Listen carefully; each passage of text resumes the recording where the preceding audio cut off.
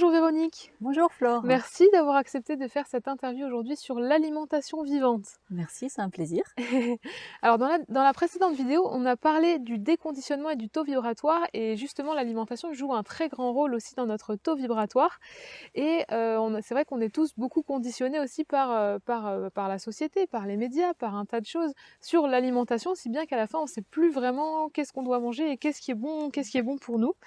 Et en fait, on oublie que l'alimentation ne joue pas simplement sur notre silhouette, mais aussi sur notre taux d'énergie, sur notre santé, sur voilà, sur notre taux vibratoire, et sur la joie aussi qu'on Tout peut à fait. exprimer et sur les émotions qu'on peut ressentir. Alors justement, toi, quel a été ton chemin en fait? Comment est-ce que tu as réussi à relier le travail sur les émotions, le déconditionnement et l'alimentation? Alors, le lien entre les émotions et l'alimentation, je l'ai fait par mon travail, parce que tu sais que moi, je travaille essentiellement avec le nettoyage des conditionnements, des blocages émotionnels, et puis la reconnexion à soi avec son enfant intérieur. Et puis, je me suis rendu compte que ça faisait des années que moi, avec mes propres expériences et aussi dans l'accompagnement des personnes que je suivais, je faisais changer des choses dans l'alimentation. Et je suis allée encore plus loin en me rendant compte que toutes ces émotions, ces conditionnements, ces choses qui peuvent nous perturber dans notre vrai caractère, dans notre vrai être, dans notre moi profond, ça peut aussi être influencé par le nombre de toxines qu'on peut avoir dans notre corps. Mmh. Si on a beaucoup de toxines qui nous intoxiquent, si nos cellules baignent dans des liquides pas très glorieux, eh bien, ça va avoir une incidence sur la fabrication de nos hormones, sur notre système nerveux et donc sur la façon dont on va vivre les événements qui nous arrivent, sur Mmh. notre joie ou au contraire sur notre plus grande tristesse. Moi, je suis une ancienne malade de Lyme. J'ai eu une intoxication aux métaux lourds aussi, donc je suis une ancienne grande malade. Alors j'ai dû faire attention depuis toujours à mon hygiène de vie et ça faisait une vingtaine d'années que je faisais attention à manger beaucoup de cru, à manger beaucoup d'éléments peu toxiques, une alimentation hypotoxique, hein. J'utilisais les principes de Seignalais pour ceux qui connaissent. Et puis en fait, depuis 5-6 ans, je me suis mise à encore plus pratiquer l'alimentation, ce qu'on appelle vivante, c'est-à-dire avec essentiellement du cru. Alors justement, qu'est-ce que ça a changé pour toi de changer ton alimentation, d'aller vers plus de cru et de pratiquer l'alimentation vivante? Et quel a été aussi, quel est le lien avec le taux vibratoire aussi des personnes? Ah bah, super question. En fait, bah, moi ce que ça a changé dans ma vie, c'est que c'est comme si je m'étais mise à devoir être encore plus authentique qu'avant.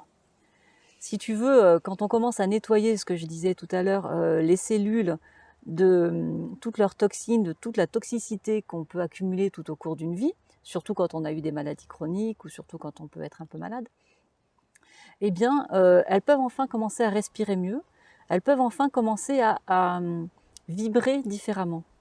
Et là, on peut se reconnecter à soi. Et là, notre taux vibratoire change et on peut aussi plus facilement se connecter. Bah, tu sais que nous, on est fans de la connexion à nos guides, à tout ce qu'on rencontre de vivant dans la nature, dans la vie. Et c'est encore plus facile de se connecter quand on a justement des cellules qui sont, elles, désintoxiquées parce que la connexion, la vibration se fait mieux. Et pour te dire ce que ça a changé dans ma vie, eh bien, je me suis rendu compte que, au bout de 2 ans d'alimentation vivante, euh, j'ai eu une grande soif d'être encore plus authentique, Mmh. d'être encore plus en lien avec mes valeurs, de vraiment vivre ce que je souhaitais vivre dans ma vie. Ça m'a aidé pour propulser l'élan, pour changer, pour bah, peut-être commencer à dire ce que je voulais dans ma vie, commencer à dire quand je n'aimais plus quelqu'un, commencer à dire quand j'aimais vraiment. Et ça a été ça le plus gros changement. Si tu veux, ça fait des années que je faisais, en tant que thérapeute, beaucoup de développement personnel aussi, beaucoup de travail sur moi. Mais là, l'alimentation vivante, c'était comme si je pouvais plus du tout être en désaccord avec certaines de mes valeurs, Mmh. alors qu'auparavant, je pouvais m'en satisfaire un petit peu quand même et être pas tout à fait authentique et pas tout à fait vrai. C'est Mmh. ça que ça a changé essentiellement. Un vrai alignement. Exactement. Et puis plus de joie dans la vie, plus de connexion, plus de... Oui, c'est vraiment l'authenticité, moi, le mot, le maître mot que ça m'a apporté.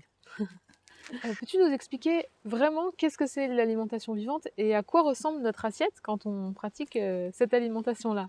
Oui, alors l'alimentation vivante, c'est le principe de ne manger que ce qui est vivant. Donc pour que ce soit vivant, ça veut dire que si on le plante, ça peut encore pousser, ou ça vient juste d'être déterré. Donc, on bannit de notre alimentation tout ce qui est cuit, tout ce qui est transformé. Alors évidemment, bien sûr, tous les produits transformés, Mmh. stérilisés, à ultra haute température ou bien composés chimiquement, ça évidemment, on s'en sert plus.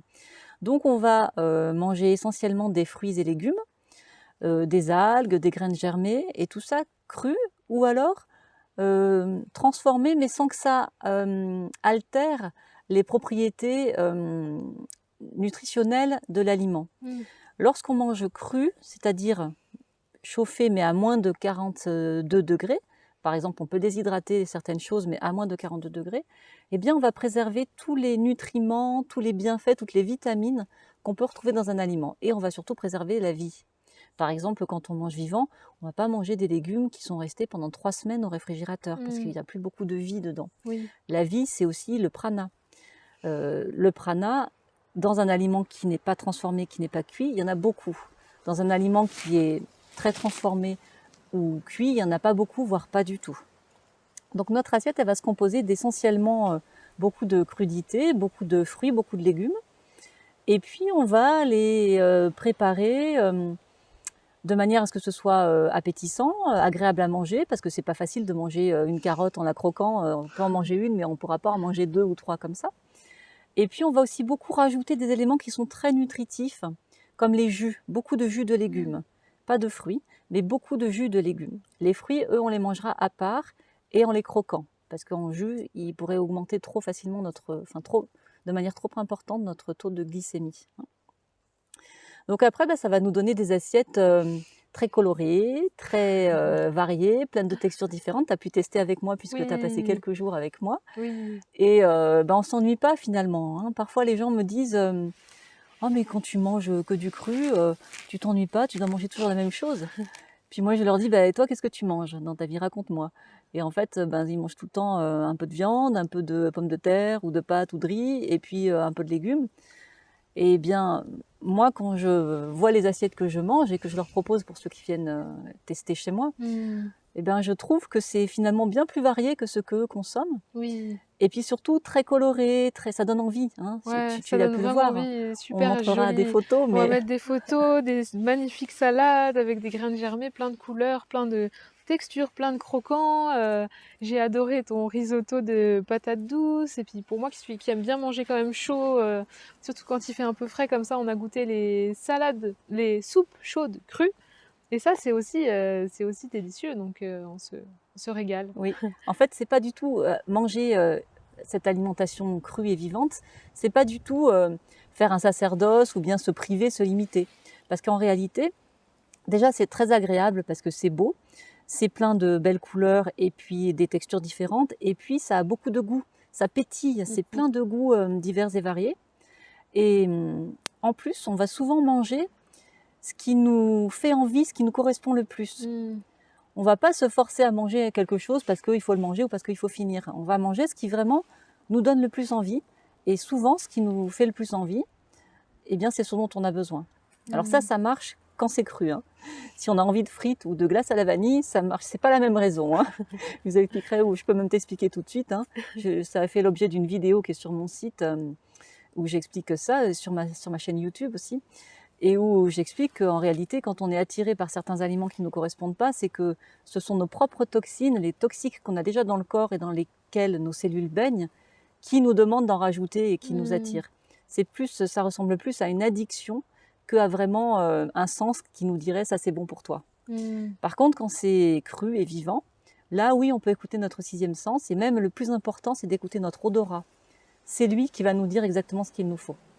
Et là, on rejoint une autre variante de l'alimentation vivante qui est l'instinctothérapie, où on écoute carrément juste son odorat pour savoir ce qui est utile pour nous de manger.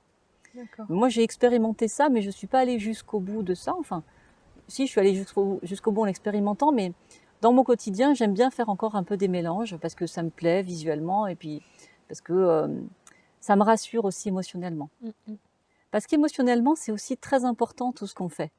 Et tous les conditionnements qu'on peut avoir vis-à-vis de l'alimentation euh, vont parfois nous empêcher d'aller jusqu'au bout de quelque chose. Et donc c'est important de se faire plaisir aussi, de garder le plaisir, et d'y aller doucement. Alors j'ai pu expérimenter aussi un petit peu l'alimentation vivante avec toi et c'est vrai que quand on mange cru comme ça, des aliments qui viennent juste de sortir de terre ou qui ont été cueillis, il y a quelques jours et qui sont encore pleines de cellules qui pétillent, qui sont fraîches, ça nous donne plein d'énergie dans le corps. Alors dans ce cas-là, enfin moi on m'a toujours appris que c'était les sucres lents qui me donnaient mon énergie. Donc ça c'est vraiment, finalement une croyance que les gens ont. Ben oui, tu sais, on a plein de croyances dans l'alimentation.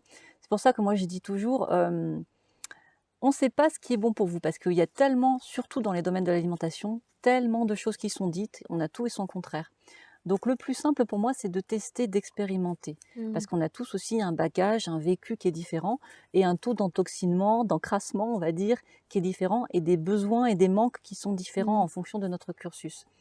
Et pour en revenir à ce que tu dis, les sucres, les glucides lents qu'on trouve dans les féculents, eh bien, c'est vrai que ça peut apporter de l'énergie, mais ça en consomme aussi tellement. Mmh. Parce que pour digérer tout ça, eh bien, il en faut de l'énergie. Et donc, plus on vieillit d'ailleurs, plus on a de mal à les digérer, ces féculents. Et plus on va les stocker sous forme de colle dans notre corps, dans notre foie, dans notre système lymphatique, et plus ça va être difficile de vraiment les utiliser et de capter le sucre qu'ils renferment. Et en réalité, si on mange des aliments qui sont crus, il y en a beaucoup qui contiennent du sucre et notre corps va se réhabituer à utiliser ce sucre-là Mmh. et sans avoir besoin d'aller décomposer des longues chaînes, de protéines ou de glucides lents qui qui sont plus difficiles à digérer et puis qui vont, demander surtout une somme de travail énorme à notre corps. Donc oui, le sucre, il y en a. Dans les carottes, il y en a. Dans les betteraves, il y en a. Dans presque tous les légumes, il y en a. Dans les fruits, il y en a énormément. C'est pour ça que les fruits, on ne va pas les mettre en jus parce que sinon ça ferait trop Mmh de mh. sucre d'un coup. Mais donc, quand on mange de cette manière-là, on va apporter du sucre tout au long de la journée. Et le seul sucre dont notre corps a besoin, c'est le glucose. Et le fructose est un sucre aussi qui peut être utilisé par Mmh. notre corps. Et ce sont des sucres qui sont même plus simples, qui ne sont pas justement des chaînes composées, et qui vont donc être assimilés plus facilement. D'accord. Alors l'alimentation vivante, est-ce qu'on peut s'y mettre tout seul ou est-ce qu'il faut être accompagné par un professionnel? Alors, j'allais te dire les deux, et puis ça dépend de qui tu es. Ça dépend de ton bagage, ça dépend de l'âge que tu as, ça dépend de tes maladies que tu as pu avoir, ça dépend de tout ce que tu as accumulé dans ta vie, ça dépend aussi de tes connaissances actuelles, Mmh mh. et ça dépend de où tu en es actuellement, de comment tu manges aujourd'hui. Si tu es quelqu'un qui, pour le moment, a une alimentation très classique, hein, c'est-à-dire avec féculents, protéines et un peu de légumes à chaque repas, eh bien, va peut-être falloir un petit peu d'aide ou bien te renseigner d'abord avant Mmh. de commencer. Parce que il y a des choses à savoir. Pour commencer, si, tu te dis juste: «Ah bah, je vais mettre plus de cru dans mon alimentation ou bien je vais passer au 100 cru tout de suite», peut-être que tu vas faire des erreurs et que tu vas te décourager parce que c'était pas comme ça qu'il fallait le faire pour toi, pour ton Mmh. propre, corps, pour ton propre tempérament, hein. Donc, moi, quand j'ai commencé l'alimentation vivante, ça faisait déjà, une quinzaine d'années que j'avais appliqué Senialet, que j'avais supprimé les produits laitiers, le blé de mon alimentation et et que je me renseignais énormément sur la question et que, je m'en servais déjà pour accompagner les personnes que je suis, dans le cadre de mon activité de thérapeute et donc j'ai pu trouver des informations, me renseigner, continuer à fouiller et expérimenter. Mais ensuite, je me suis fait aussi accompagner. Mmh. Je me suis formée avec, Irène Grosjean, par exemple, à la fois en tant que personne lambda et aussi en tant que thérapeute, hein, dans ses formations qu'elle donne pour les thérapeutes.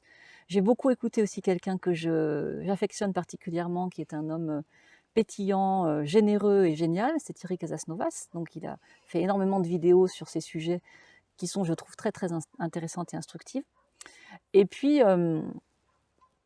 pour continuer, je dirais que s'il y a vraiment des symptômes très compliqués, des maladies, c'est bien de se faire accompagner. C'est bien d'être suivi par un thérapeute, que ce soit un naturopathe ou d'autres personnes qui sont vraiment formées à ça. Moi, j'accompagne des personnes aussi justement à se mettre à cette transition. Et puis, pour aider les personnes que j'accompagnais, et pour éviter de devoir expliquer trop de choses pendant les séances, pendant lesquelles je voulais me concentrer sur le cas de la personne, j'ai créé une petite formation en ligne qui reprend toutes les bases pour bien démarrer, Mmh. qui permet justement bah, de pas trop s'inquiéter, d'y aller en douceur. Et puis, dans cette petite formation en ligne qui est quand même faite d'une trentaine de vidéos, il y a des recettes pour démarrer, Mmh. il y a des conseils, il y a des astuces et puis il y a toutes les infos qu'on peut rechercher pour savoir justement si c'est bon pour nous ou pas, si, quand on a les intestins fragiles, ça va pas nous faire encore plus de mal, si, on peut manger des protéines ou pas. Enfin voilà, il y a plein de petites choses, vous pourrez retrouver ça sur mon site. Et ce que j'ai voulu mettre en place aussi, c'est une petite aide au niveau des recettes. Parce que des fois, on se dit, moi je viens de l'hôtellerie-restauration, hein. J'ai un bagage, j'ai fait l'école hôtelière à l'époque, j'ai même été enseignante en hôtellerie-restauration, donc avant d'être thérapeute. Donc je connais la cuisine et la cuisine maintenant. Mais je sais qu'il y a plein de personnes pour qui c'est difficile de Mmh, cuisiner ou mmh, mmh. cuisiner des légumes. Donc j'ai même mis des petites techniques, toutes simples et j'ai mis des recettes qui sont faciles à faire, en moins de 10 minutes.